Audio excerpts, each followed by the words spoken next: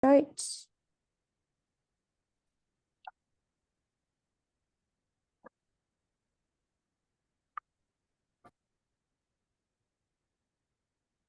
going to keep an eye out for any attendees that are in the waiting room.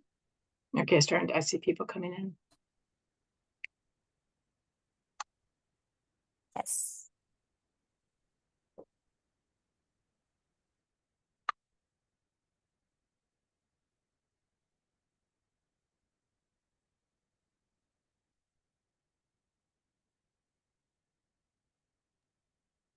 We're going to give everyone another quick minute here to join us before we get started. Yes. Hello, Heather. Looks like you have a question. You could put it in the Q&A box if you would like.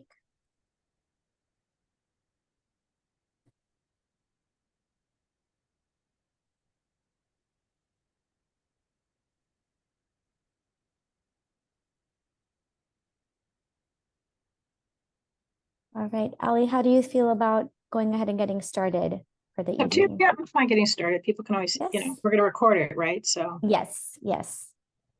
All right, hello everyone. Welcome to our event hosted by the Prelude Network.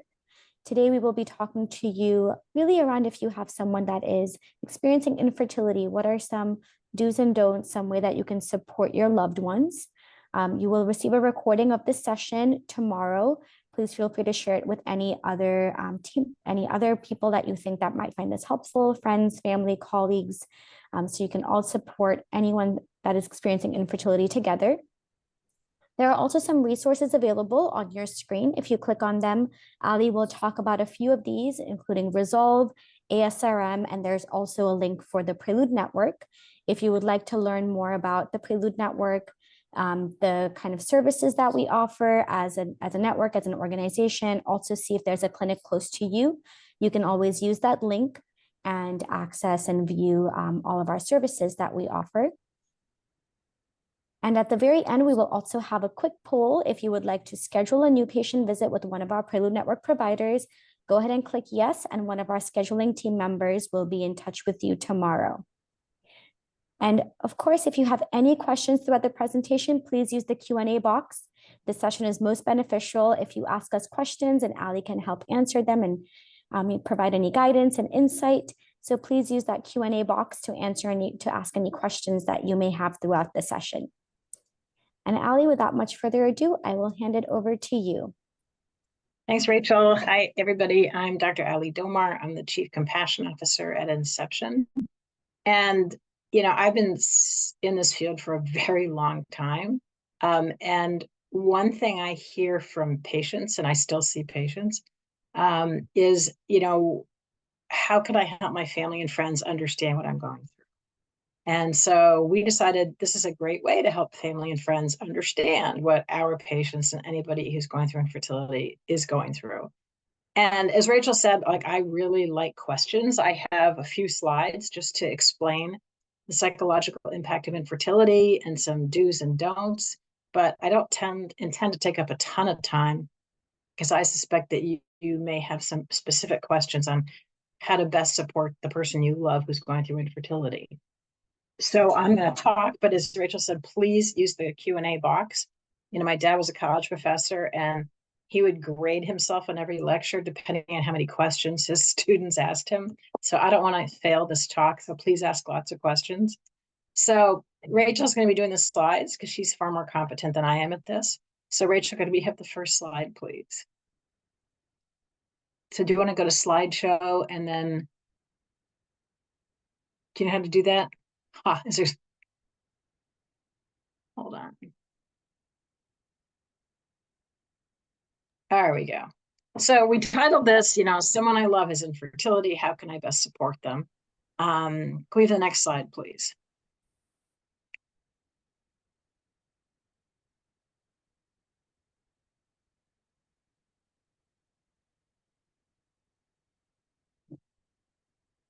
Next slide, please. I don't know, Rachel, you frozen? Huh. There we go. Nope. Are you able to get to the next slide, or do you want me to do it?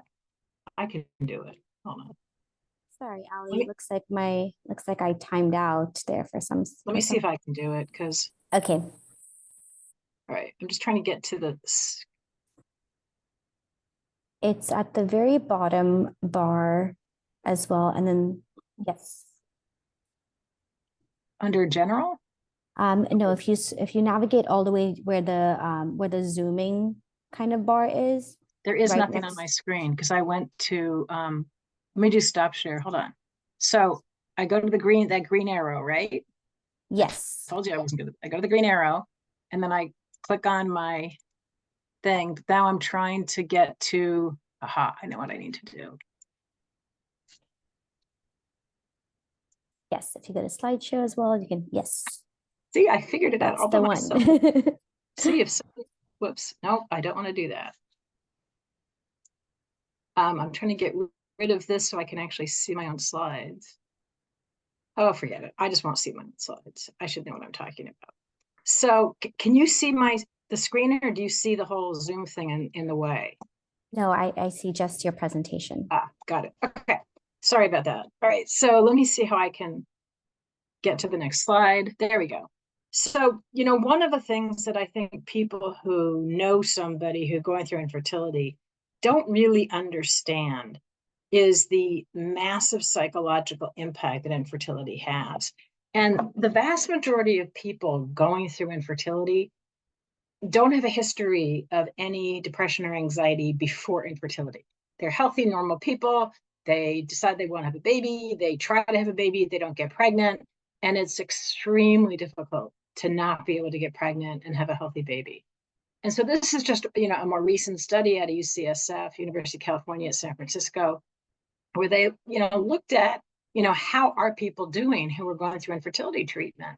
And as you can see here, more than half of women scored in the clinical range for depressive symptoms. More than three-quarters scored in the clinical range for anxiety. About a third of the men, and we don't talk about men and the impact on men of fertility, but a third of the men had above the clinical range for depression, and the majority of men scored in the clinical range for anxiety. And, these are really high numbers. And it means that if you know somebody going through infertility, no matter what their gender, there's a pretty good chance that they're feeling pretty awful. They're depressed, they're anxious, they're both. And, I was at the European fertility meetings last year in Copenhagen, and there was a presentation of a survey they did in the United Kingdom of women going through infertility, and they said that almost half of them had a suicidal thought or had thought about harming themselves because they found infertility to be so hard to cope with. Now, this is not to say that people you love are going to harm themselves, because suicide is still rare in this patient population, but it does show how hard it is to go through infertility, especially when like the whole world is designed for people who don't have infertility, and it's very hard to get away. And so, when I meet with, parents of people going through infertility or siblings or friends, and they'll say, well, I don't understand why this couple or this woman or this man are making such a big deal of their infertility. I mean, like, so what? So what they can't get pregnant? Well, the fact is, procreation is the strongest instinct in the animal kingdom. And, females of pretty much every species will die to protect their young, and males of most species will kill for a chance to mate. And so we know that reproducing is an incredibly strong instinct, as well as most people when they're growing up, think about, when they grow up, they're going to be a mommy or they're going to be a daddy. And to have that option or choice taken away from them can cause a tremendous amount of grief. And, when you think about it, infertility really impacts every aspect of their lives. And I'm just going to talk about heterosexual couple because most of our patients are heterosexual couples, but these also apply to single people and lesbian couples and gay couples. And, no matter what, infertility really does impact every aspect of their life. But if you take the average couple, it's going to impact them, because I've been seeing patients for 36 years, I think it is now, 37 years. I've never seen a couple go through infertility who are in the same place and at the same time. Normally, one person in a heterosexual couple, is usually the woman, is sort of ahead of the guy. Like, she realizes she's in love sooner, she wants to get married sooner, she wants to start trying sooner, she thinks there's a problem sooner, she wants to see a doctor sooner, she wants to start treatment sooner. And so when I sit down with a couple, the woman will say to me, he's holding me back. And the man will say, hey, she's pushing me to make decisions I'm not ready to make. And for a lot of couples, this is the first, crisis they've been through. You often see that people get married and then try to have a baby not long after. And it's really hard to love somebody and be, especially if you're recently married to them, and not really cope the same way.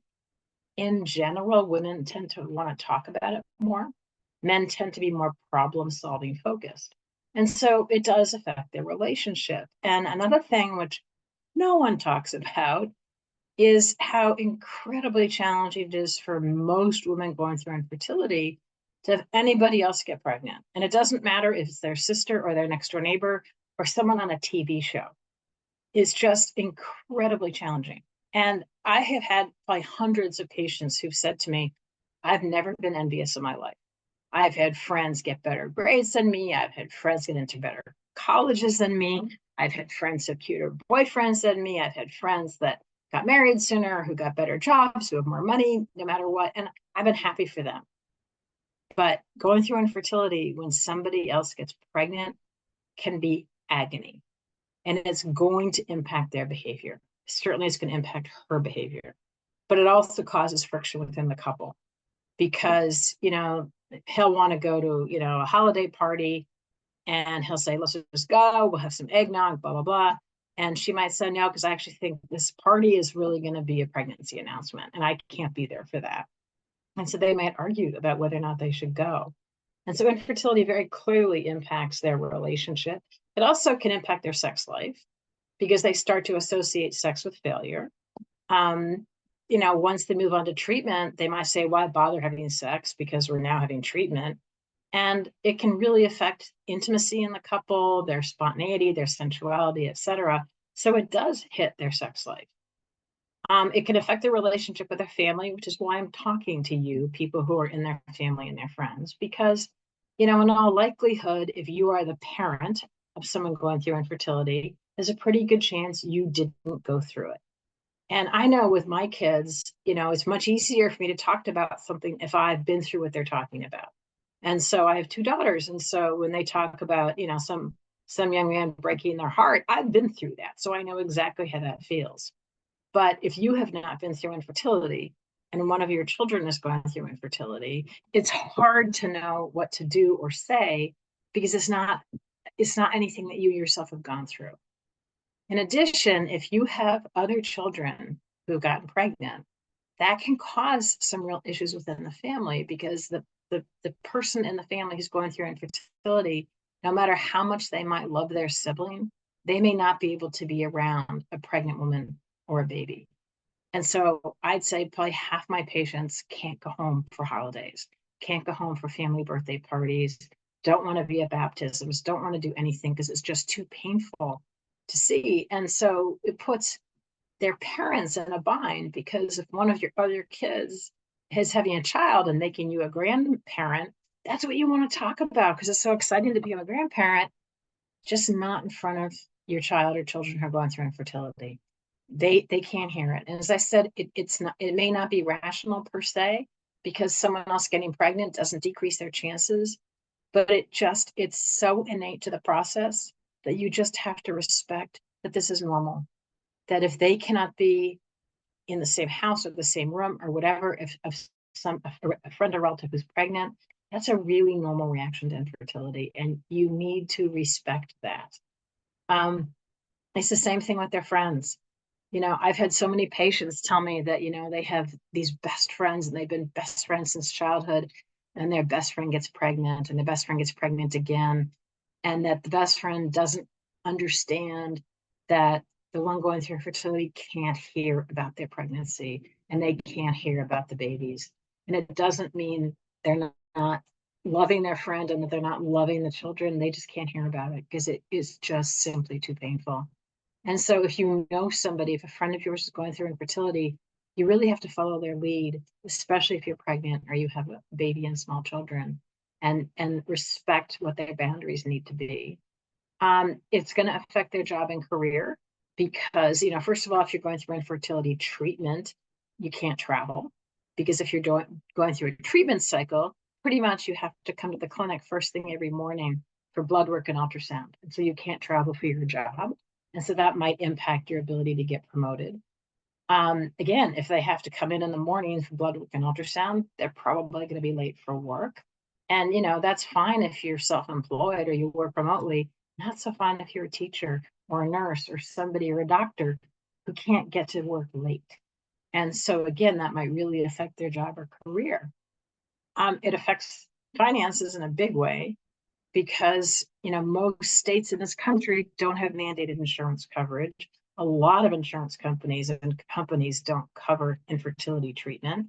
It's getting better, but we're not even close yet. So the majority of people in this country do not have coverage for high-tech treatment, and that has to change, but it's expensive. An average IVF cycle these days is probably, I'm going to guess, anywhere from $20,000 to $30,000, and that's a lot of money, and most couples can't afford that kind of money. So it causes a lot of financial stress. And I remember when I was in grad school, being taught that the top three things couples fight about is money, sex, and kids. Well, infertility pretty much covers that: money, sex, and kids. It affects their religious belief. I've done research on this. A lot of people who are religious, spiritually based, don't understand why God is not answering their prayers.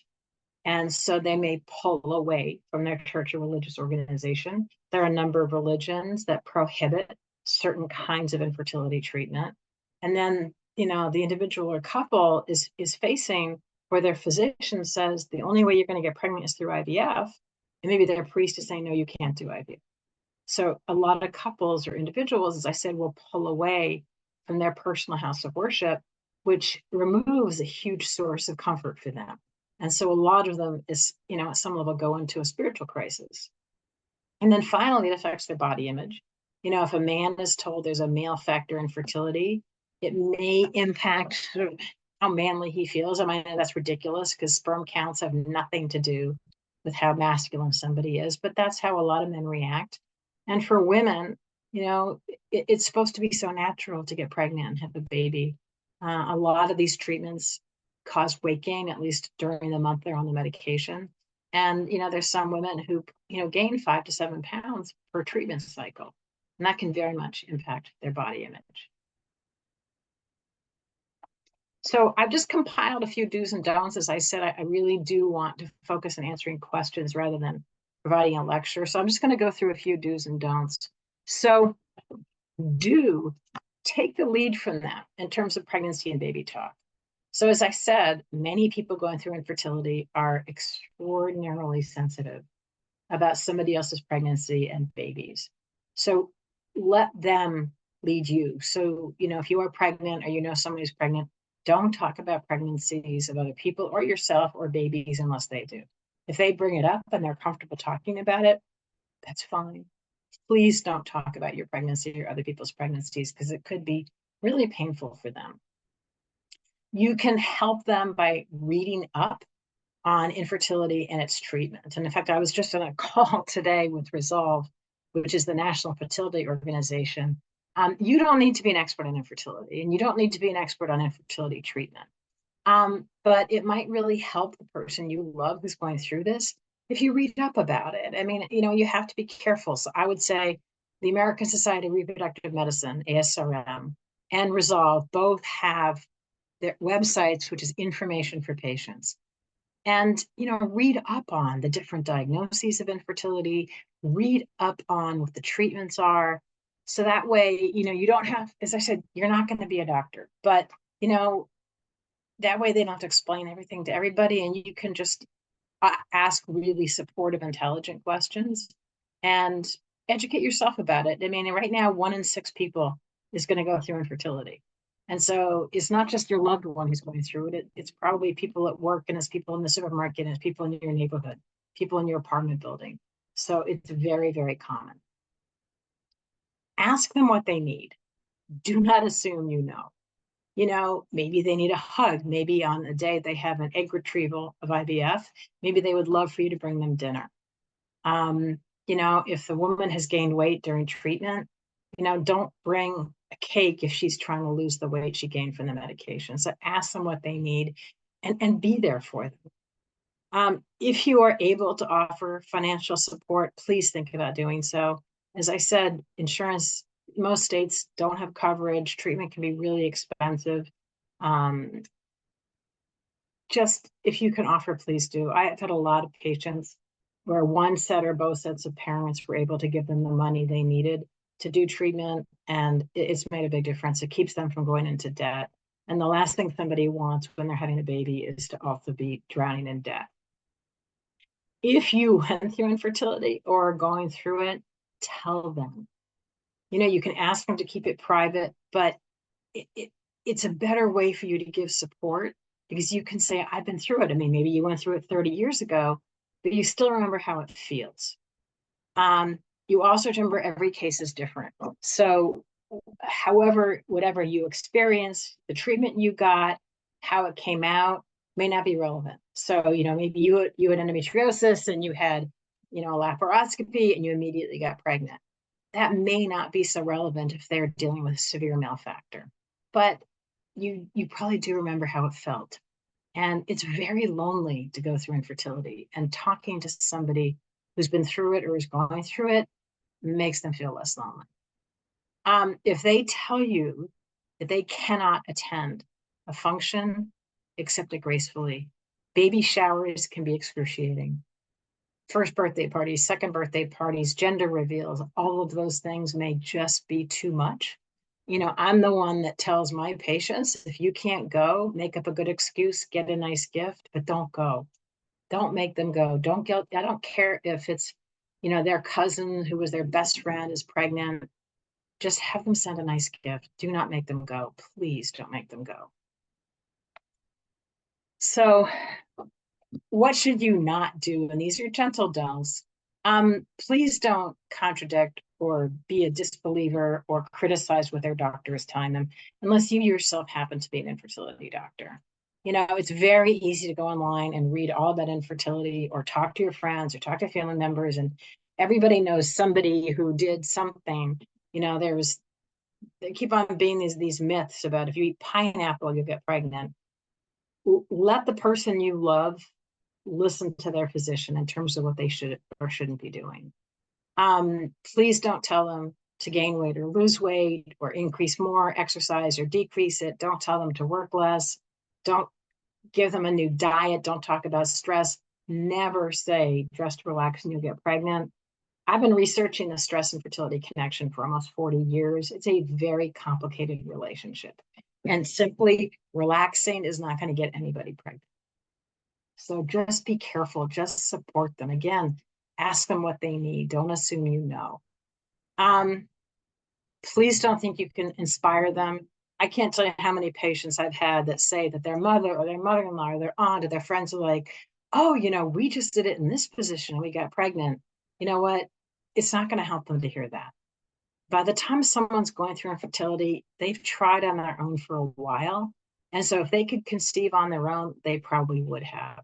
And so just telling, I don't understand why it is people still do this. They'll say, oh, I got pregnant the first time I tried, or it only took us 2 months to get pregnant. Well, I'm very happy for you that you did not go through infertility. But if someone's going through infertility, that's a really hard thing to hear because it is not taking them 1 or 2 months to get pregnant. Please don't push them to spend more time with even their pregnant sibling, pregnant friends. Do not push them, as I said, to attend baby showers, parties, baptisms, etc. Just allow them to have some grace here. Also, don't make them feel badly that they are feeling badly. They are entitled to feel anxious. They're entitled to feel depressed. It's an extremely normal reaction to going through infertility. As I showed you that data before, the majority of women are anxious and depressed. So if they're not anxious and depressed, it's almost surprising. And so you just have to accept the fact this is a real crisis. It's a temporary crisis. They're going to feel better when their infertility is resolved in some way. but just accept the fact that they might be feeling really lousy right now. And as I said, please don't tell them to just relax. The World Health Organization has classified infertility as a disease, and the vast majority of cases of infertility have a physical diagnosis. Male factor infertility accounts for almost half of all cases. And relaxing does not make endometriosis go away. It does not change sperm production. It does not change the fact that you block tubes. It's like saying to someone who, God forbid, was diagnosed with cancer, just relax and your cancer will go away. It doesn't work that way. So what can you do for people that you love who are going through infertility? You can offer unconditional support. What do you need? I'm here for you. My arms are always open to you. Don't offer advice unless they ask for it. And, what I say to people I know who are in crisis, is like, I don't know what you're going through exactly, but whenever you need anything, just tell me. And I will do anything I can to try to help you feel better. I was talking to a patient of mine today who's got a chronic illness, and she hates asking people for help. And I said, you know what? People like to help. People like to be needed, and people who love you want to help you. Offer hugs. If they're going to an event where there are people who are less sensitive than you are, protect them from those people. Be assertive with those people. Don't ask intrusive questions. Ask them what they need.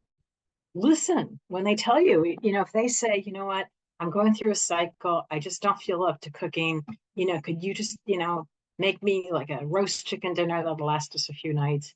Don't then bring them a pizza. Get them what they need and be available to them. Even at 11 o'clock on a Saturday night, if she gets her period at 11 o'clock on a Saturday night and she needs to talk to you, be available. And obviously, hopefully, their dreams will come true and you can be by their side every step of the way. So I think that's the end of my slide deck. And I really would like to take questions about any aspect of supporting somebody you know or love who has infertility. And Rachel's in charge of the questions. Hello, everyone. Again, please use your Q&A box to ask any questions that you may have, scenarios, situations where you felt just kind of helpless or unsure of what to do. We are happy to walk you through those. Ali, the first question that comes in here is, what is the percentage of men who have suicidal tendencies due to infertility? Do you have any statistics that you can share with everyone that's on the call here? What's the percentage of men? You know what? I don't know the answer to that. And in fact, I can tell you, I'm usually pretty current on all the research on infertility. And it's probably about 5 years ago, I was giving a talk at a clinic, I think it was in Ohio. And one of the nurses asked me, do I ever worry about infertility patients having suicidal thoughts or committing suicide? And I said, no, because they're trying to get pregnant, which means they're planning for the future, which would mean probably they're not suicidal. And that clinic had actually just had a suicide. So because I'm the science nerd, I went and looked at all the data. And thinking about it, I don't know if there's any data on men. You know what? You got me stumped. The fact that I don't know doesn't mean that it's not an issue for men. I just have never seen any data. And I've never seen a presentation about it. So I'm sorry that I can't. I mean, I would say if you know somebody, a man who's going through fertility and you're worried about him, take action, because, we don't want anyone who's going through this to even think about hurting themselves. So if you're worried, do something about it. Thank you, Ali. The next question we have here is someone is saying, on occasion, my wife has felt discouraged before and leading up to our current fertility treatment schedule. I'll admit I've been annoyingly optimistic at times, but I've been much better lately. What can I do to help reinforce positivity without being overbearing or annoyingly positive? That's a really good question. I commend you for attending this session and for worrying about your wife. As I said before, and I don't mean to make stereotypes at all, but in general, women want to talk about their infertility more, and men tend to be more problem-solving oriented. And so in general, you do see women be more pessimistic, and you tend to see men more optimistic because they're problem solvers. So, I think if she doesn't share your optimism might become annoying for her because, she's dealing with, it's harder on women because it's their bodies. So I would actually ask her, like, what helps her? If being optimistic doesn't help her, does talking to her about it? Like, for example, when I see couples with infertility, I'll say to them, okay, I understand that the wife, the female partner wants to talk about it more and the man doesn't want to talk about it more. And so I say, so every day, every night, just do like 10 minutes of what we call paired listening. So turn off your phones, turn off the TV, turn off any distraction. And each one of you gets to talk for 5 minutes about how you're feeling about all this. And then maybe after 5 minutes, after each of you gets 5 minutes, you have 5 more minutes to sort of talk about it. And then that's it, so that she knows or he knows that you get heard, but it's not going to take over your life for the whole evening. But I really commend you for your question. Thank you, Allie. The next question we have here is, we are experiencing secondary infertility. We have a 5-year-old who keeps asking us questions about when they will have a sibling. How do we work with this with our child?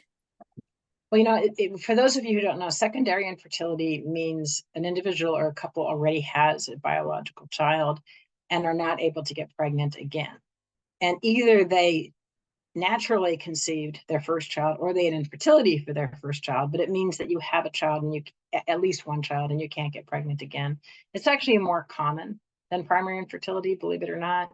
And I think I have a patient right now with secondary infertility. It's really hard because you have everybody assuming that you could do it, so why aren't you doing it again? And people worry a lot about the age difference between your kids, and you can't really escape the child world. I actually trained as a child psychologist, and so I'm sort of dipping back into my old knowledge. I'm a big believer in answering kids' questions up to the question. So if your child says, when am I going to have a sister or brother? I would basically be honest and say, we would very much like to give you a sister or brother. You can say we're trying. I don't know where that's going to get you, but I would answer their question directly, but not go into more detail unless they ask you about it. Kids know when they're being lied to. Kids are very intuitive. Kids are really smart. And so, it's the same thing when I talk to patients about how to talk to their kids about sex, or how to talk to your kids if they were conceived with a donor egg or donor sperm or surrogacy, is you answer each question honestly, but you only answer that question. And kids will ask up to their capacity to understand. I hope that makes sense. Next question. This question here is, my wife is looking for a professional person to speak with about infertility. What is the best resource to use to find the right person? Good question. So if you're in the US, probably the best way is to go to asrm.org. It's the American Society of Reproductive Medicine.org. And there's a subgroup called the Mental Health Professional Group, and there are people who are listed by state. And I think there are about 600 mental health professionals who belong to ASRM, and they tend to be the most familiar in terms of counseling people who are going through infertility. If you either don't find somebody, a good thing is to ask your infertility doctor or your infertility nurse or your OBGYN, because in general, they should be familiar of who in your state has good skills. Luckily, there's a new thing called PsychPack, which means a psychologist. I think there are 36 participating states. And so if the person lives in one of those 36 states, any psychologist who belongs to PsychPack can actually see you. So it's actually really opened up the opportunities for people to speak with someone. Because, I consider myself a reproductive psychologist because I've been doing this for so long. And so I know all this stuff. I know all about all the treatments, all the options. I know what the terms mean. And so I often actually have patients who have a therapist, and see a therapist for therapy, but the therapist doesn't know anything about infertility. And so they see me for a few sessions just to talk about their infertility. And I think as I said, there are hundreds of mental health professionals in the US where this is pretty much all we do. is talk to patients, to counsel patients about decision making, couples issues, things like that. So I would start with asrm.org, or I would talk to your physician or nurse or OB/GYN. Thank you, Ali. Yes, and if you navigate to the resources button on your screen, you will also see that link for ASRM that Ali mentioned. You can click on that and find a resource. There's also resolve.org, which is also in the resources bar. If you click on that, you will be taken to their website to find a professional as well. Resolve also has a lot of support. They have support groups. It used to be in most states, and a lot of resources for patients. In fact, I was just on a call because I'm on a committee, a fundraising committee for Resolve, because this is their 50th birthday year. And one of the things they want to start offering is more information on their websites to educate patients about infertility. Because, honestly, people who work at an infertility clinic are really good at treating infertility, but don't often have enough time to truly explain everything to get you to that point. And so sometimes it really does make sense to go to ASRM or Resolve to get some of the background information that you need. Thank you, Ali. Next question we have here is, any advice on handling friendships when you want to keep your fertility journey private, but do not feel good to be around your friends and don't want to say what you are going through? That's a dilemma, because I very much get, if you're going through infertility, it's going to be really hard for you to hear about their pregnancies and their labor and delivery and all that stuff. But if they don't know what you're going through, there's no way they can know not to talk about it. So I just wonder if there's sort of a middle ground that maybe you could email them and say something like, this is very private for me and I don't want to talk about it and I don't want to answer any questions, but I need you to know that getting pregnant is easier for other people, perhaps than us, and we're doing our best. But please don't ask me about it. And if when I'm around, maybe try not to talk so much about pregnancies and babies, because it's just hard for me right now.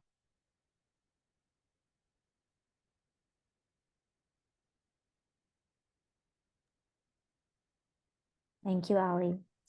The next question we have is, my son and his wife have been married for 5 years, but they don't have any kids quite yet. I'm eager to be a grandmother. How can I ask them about their plans without being intrusive or insensitive? You can't. That's the problem is, I remember, to my horror now, because I was much younger, that it turned, so one of my best friends and her husband had been married for about 5 years. And I was still sort of coming out of grad school, and I just didn't really know much about infertility at that point. And I remember saying to them, so, when are you going to make me an auntie? And it turned out they weren't trying. They just wanted to, get financially stable and get a little more established in their careers. But as I learned more about infertility, I learned that that was really an awful thing for me to have asked them, because if they had been going through infertility, it would have been considered really insensitive. I'm going to guess if they've been married for 5 years, either they may not want kids, or they feel they're too young or financially unstable, or they're going through infertility. And if they're going through infertility and they haven't told you about it, then there's probably a reason for that. I mean, I did a study years ago that showed that 57% of women globally hadn't even told their mothers they were going through infertility. And, I think especially in couples where it's a male factor, a lot of men don't want anyone to know. And so, I would guess after 5 years, either that there's probably a 50-50 chance they're having troubles, or they just are not in a place where they want to get pregnant right now. And I very much understand the desire to be a grandparent, because I'm in that place. But I'll tell you what I tell myself: it's none of my business. My kids have to make their own decisions. As hard as this might be, and as painful as it might be to have your friends talk about their grandchildren.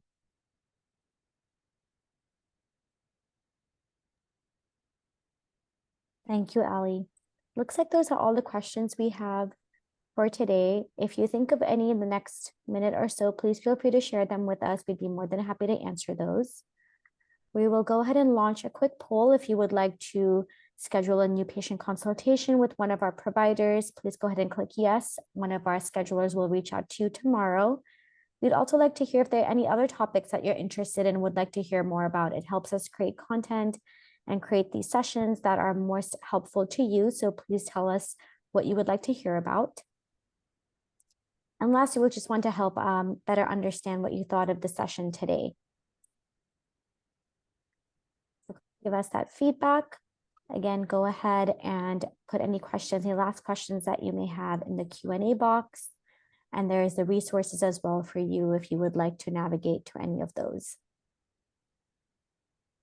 Thank you, everybody, for joining. I'm very impressed about all the really loving questions people have asked. And, you know, if you know that someone you love is going through infertility, just be there for them. Thank you. Thank you all for joining us tonight. Have a safe evening. Have a wonderful rest of your evening. Do follow us on social media so you can hear more about the other events that we will have for the rest of the year. And if you have any questions, you can reach us on the Prelude Network. You will receive a recording of the session tomorrow as well.